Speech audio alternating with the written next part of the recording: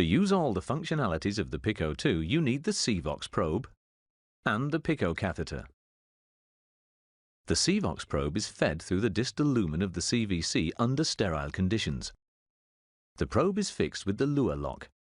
The CVOX probe should not be inserted through a three-way stopcock. Remember to remove the sliding clamp so that the probe is not accidentally damaged. The probe plug is now connected to the optical module. Top must face upwards.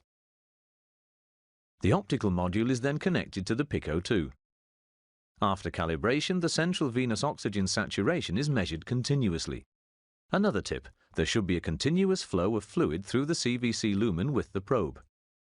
For Pico measurements, you need a CVC and a Pico catheter. The bolus for the thermodilution measurements are given through the CVC. The Pico catheter has two connections. The pressure lumen is connected to the arterial pressure transducer, and the thermistor is used for temperature measurement. It is easiest and safest to work with the Pico kits. They include the catheter and the pressure transducer system. The transducer is connected to a flush bag. Then pump up the pressure cuff as usual.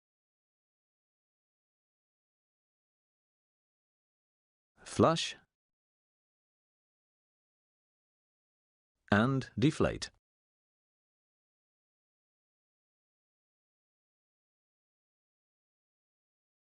The pressure line is connected to the Pico catheter. Do not add any extensions because otherwise the measurement can be incorrect.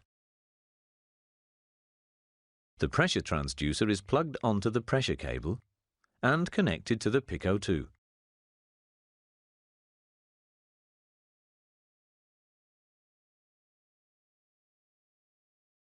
The temperature cable is joined to the thermistor plug and fixed. Now connect the injectate sensor to the CVC without any extensions.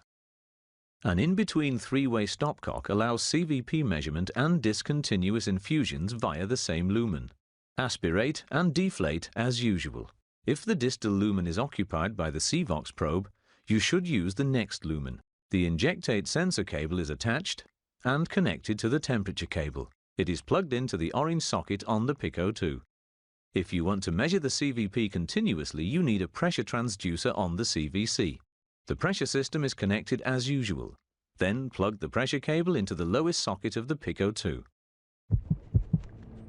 You'll find more information at www.pico2.com.